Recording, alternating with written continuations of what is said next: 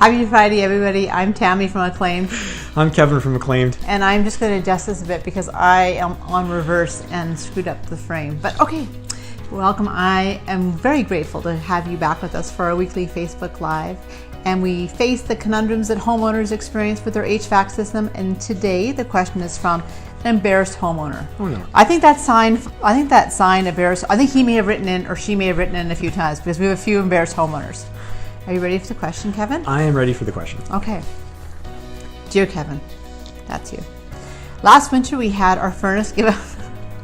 I just want to say thank you. Thank you. They're letting know that's you. Okay, yes, good. All right. All right, dear Kevin. I'm filming up the giggles. That's me. That's you. Last winter we had our furnace give out unexpectedly. We called a company and we were embarrassed when the technician discovered it was due to our thermostat batteries being dead. Are there other things we can check before booking a service call next time when our furnace goes out? Signed, embarrassed homeowner. Well, no reason to be embarrassed, because it's probably happened to me, and it's probably happened to me since I've been in this business. So many little things like that are really, really easy to kind of forget and overlook.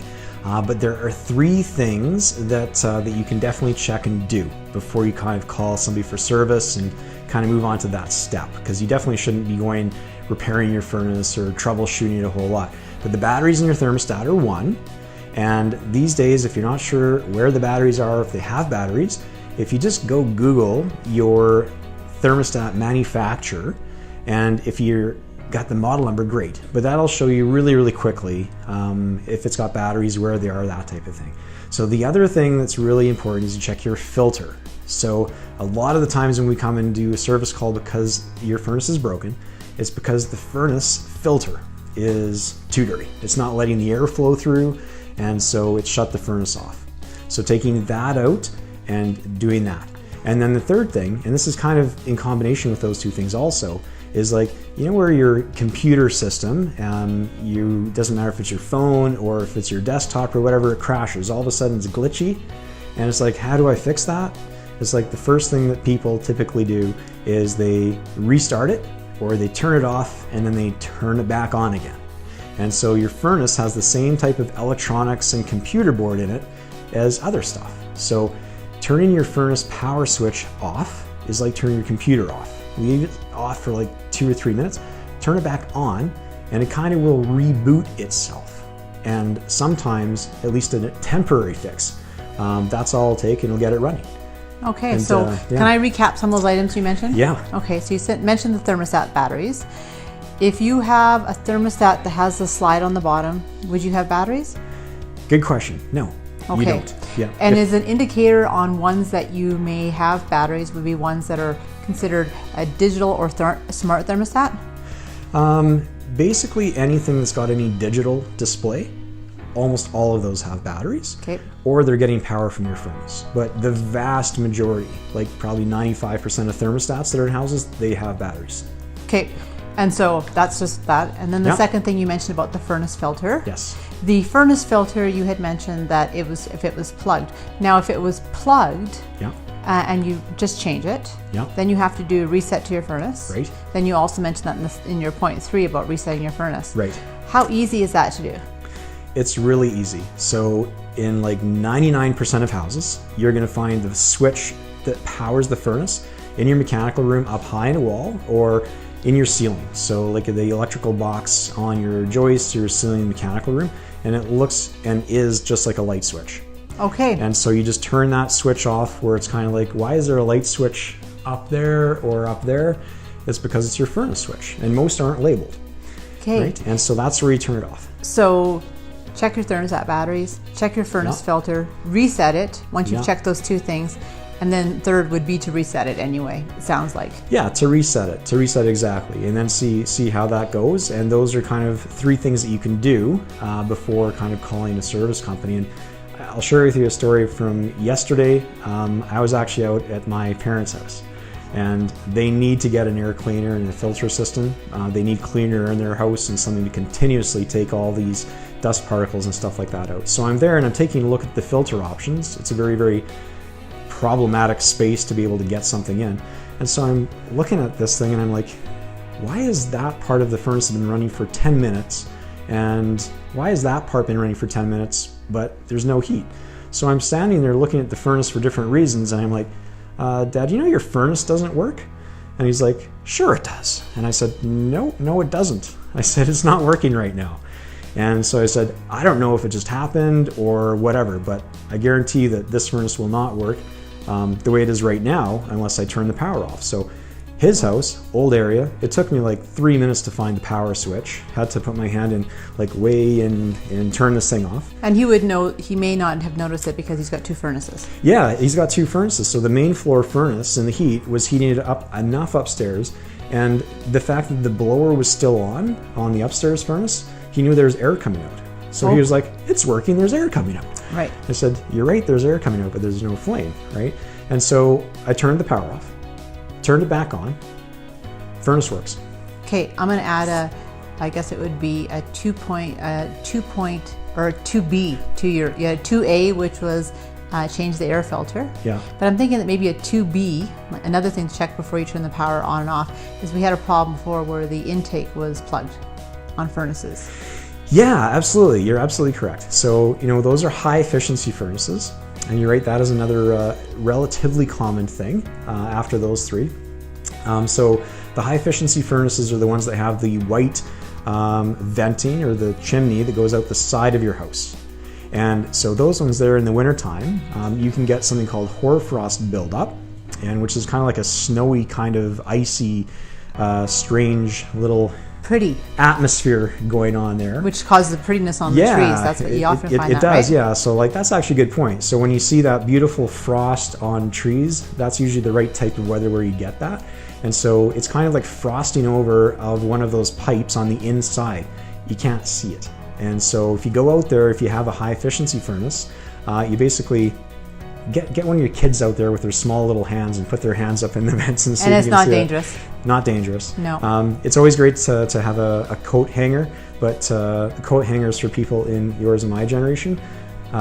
What do you mean? How do I twist this plastic?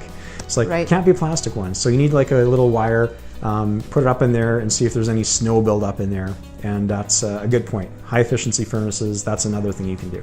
So one of the things that we had a few years ago, and we may actually have it this year because we have so much snow, is that there is for the intake, usually I think it's with a foot from the ground minimum for a code. It's like 18 inches. Great, which is quite a bit. So you should never get the snow drifting that far. But we have had years with a tremendous amount of snow that when the snow blew, then all of a sudden it drifted, and there would sometimes be banks of snow kind of blocking that. So not the hoarfrost, but the drifting of snow and the wind, and that coupled with the amount of snow there was. Yeah, you can't cover it off. So if it's being restricted or covered in any way, then your furnace is going to shut down. That's one of its safety features. And that is that always only with the high efficiency? So if you had, so the hoarfrost will happen with the high efficiency pipes. Right. Yes. But if you have a medium furnace, efficiency furnace, can you also get the drifting that comes up against the house and block that air vent, and that would choke off would make the furnace go down? No. Okay. And you know what you're thinking of? You're thinking of a fresh air intake. I am. Oh, because the fresh air intake is what brings that fresh air from outside into your house and your duct system. Yes. So that the fresh air intake for the furnace is what builds up that hoarfrost. Okay. And a fresh air intake for your furnace is only going to be the high efficiency type. So where does the fresh air intake happen for a mid efficiency furnace? It doesn't have one. It has, because that fresh air. Okay. So I'm glad we got to meet here today and find out about furnaces. And this is so funny. Okay, so here's how it works, right? Because I know where you're going with this, and it's actually a really important thing that people know. So like a regular mid efficiency or low efficiency furnace, right? So we heat our houses with natural gas, right? Mm-hmm. So natural gas comes in. Natural gas has to do what to heat our house? Like come in? Well, natural gas comes in, but what has to happen to the natural gas before it heats your house? It has to be, I don't know. Yes, you said it. Yes, it has to be ignited. There has to be flames, right? Yes. Okay. So ding, ding, ding, ding. Thank you. That was close. For you to have flames and for you to have fire, think back to like grade 9 science or something. What do you need for fire? You need some air. You need some air. Oxygen, yeah. Oxygen, right? So those mid-efficiency, low-efficiency furnaces, they need air for combustion, and they're getting it from your house in that area where that furnace is. Okay. Right? So they've got like an open front, they got holes in front of the cabinet, and so that flames, they're being fed from the air from the house. Right? Okay. So it doesn't have anything to do with air coming from outside. It's there. Well, fun fact. Thank you for bringing me up to speed on that. And we have a question here from Contact. But I'm not done. Oh, okay. Let me just You're going to have to wait Contact renovations. Okay. Okay, go ahead. What's the next bit? Okay. Sorry there, Paul. Flames, no matter what, they need air, right? Yes. So a high efficiency furnace, almost always, not always, almost always, it takes its air from outside.